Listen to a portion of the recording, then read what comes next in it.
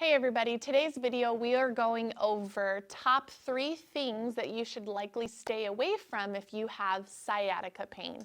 We'll go over what sciatica is, just a quick little recap, what those 3 exercises are that I see a lot of people doing thinking it's going to help but it's actually hurting, and what we can replace them with to stop provoking and scraping the scab off the injury and actually help promote healing a little bit quicker.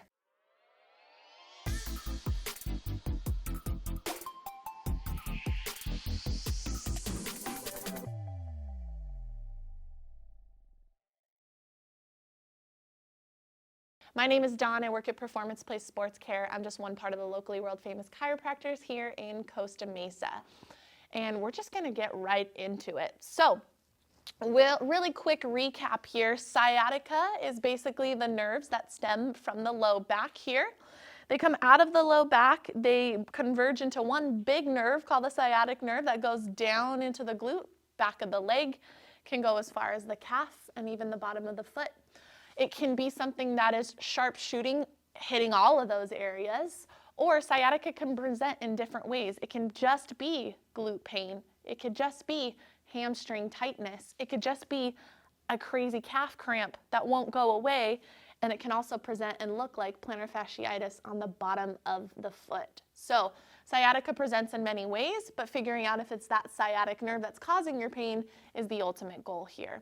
So number one thing I see people doing when they have sciatica pain is stretching, hamstring stretching. Here's what it is. Usually done standing and bending forward, or the very common one here where we just go legs out straight, toes up towards my head, and reaching for my toes. Why is the reason that people do this is because they have tightness in the back of their leg, and so that muscle tightness feeling, we need to stretch it out, right? It's this old way of thinking of stretch the muscle and it's gonna feel better. A lot of people don't realize that me just sitting in this position and bending is putting that sciatic nerve on a very extreme amount of tension and stretch. So you may have noticed that stretching might give you temporary relief, but doesn't last for very long, or it actually makes you feel worse, but you're doing it because you think you're supposed to. So let's not stretch the tissues or stretch the muscles in the back of the legs that feel tight, because we're actually pulling, tensioning the nerve that's already really aggravated. So what I would do instead is actually start to build that sciatic nerve back up to being able to withstand being tensioned that way. So build a little bit more tolerance to it. So instead of here and cranking into the sciatic nerve, let's actually go on our backs, legs flat, take the one that hurts, bring the toe towards you first, and then raise the leg up until you feel any tension anywhere. It's going to be different on different days. It's going to be different on each person. Right now I feel it behind my knee. Tomorrow, or you at home might feel it in your glute. Other people might feel it at the bottom of their foot or calf. It doesn't matter where it's presenting. All I want you to do is raise up until you feel tension anywhere. Don't go past that tension. Bring it down until it's gone, and repeat up into the tension and down until it's gone. You'll notice that my foot is not changing at all. We want to keep that toe towards our head and continue to repeat into and out of tension. If you feel like this is making you a little bit worse, your sciatic nerve is not ready for this, okay? But you should notice that maybe each time you could get a little bit further. I'm also noticing like my hip flexor and quad working a lot. You can always take a strap or a resistance band, put it around the bottom of the foot, and help guide the leg up into and out of that stretchy position. Number 2 thing that I see a lot of people doing is core exercises that they don't realize are actually aggravating the issue. So you're told a lot of times, sciatic nerve, let's get a stronger core, let's build more core endurance, things of that sort, which is not wrong, but finding the right exercise for you and your sciatic injury can be a little bit tricky. So just kind of a general overall rule of thumb, try to keep spinal movement out of the equation. What that could look like is, all right, I'm supposed to build a stronger core, so I'm gonna do a bunch of sit-up exercises.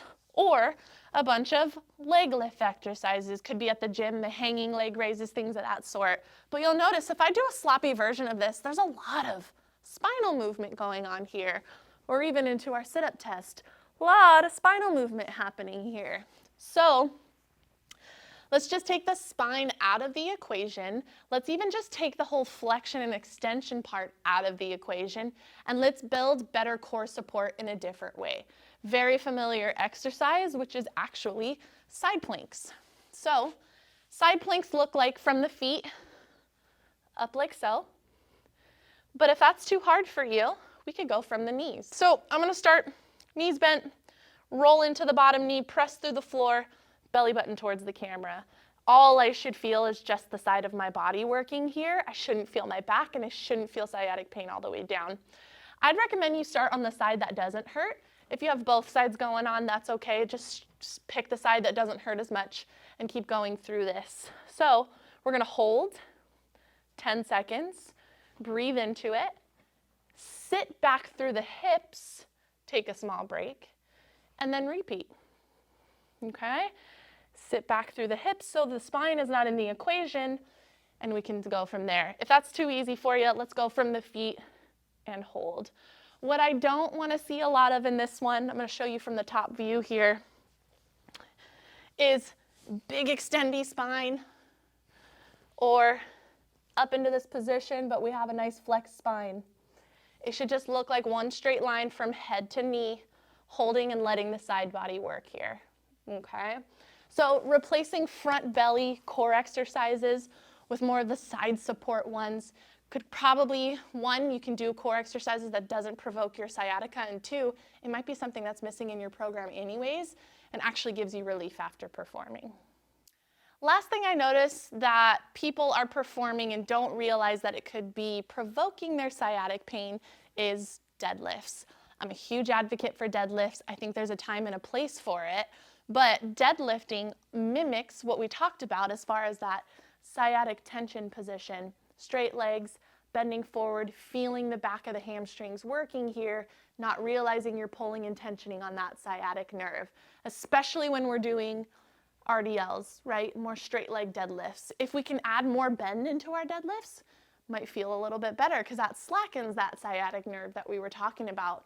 But ultimately, while your sciatic nerve is trying to figure out, or while you're trying to figure out what's going on with that sciatic nerve and what's right for you, you can just take deadlifts out of the equation for now and replace them with split squats.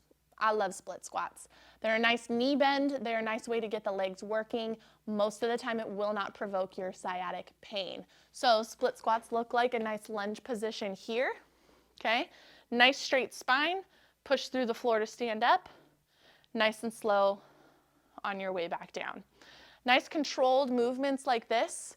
Most of the times takes the spinal component out of the equation, does not tension the sciatic nerve, and you can feel a nice leg workout that way. So just to recap, do not stretch the back of the legs or the hamstrings. You don't realize you're pulling and tensioning the sciatic nerve. Replace it with a nerve flossing exercise instead. Number 2, core exercises. Great for sciatic pain people. Can be tricky to figure out which one is right for you. We're happy to help guide you through that if you want help figuring out which one is. But if you want to try from home, let's do side planks or bridges instead. Lastly, replace deadlifts with some split squats for a temporary amount of time. Eventually, we can build you back into deadlifting in the future if that's a goal of yours. If you guys like this video and you want to know more about what you can do for sciatic pain, other exercises that you can try, or just want some educational stuff, visit our channel. Go ahead and like and subscribe so you can know when new sciatic stuff comes out on our page. But go ahead and search in there sciatica. You'll see tons of stuff pop up, and feel free to take advantage of all those resources. We also have a webinar that might pop up into the channel here. So if you want to click on that and learn a little bit more, take advantage of that free resource. We are also here for you. You can give us a call. You can email us. You want to set something up. We can help you virtually or in person. Just reach out. We'd love to help guide you.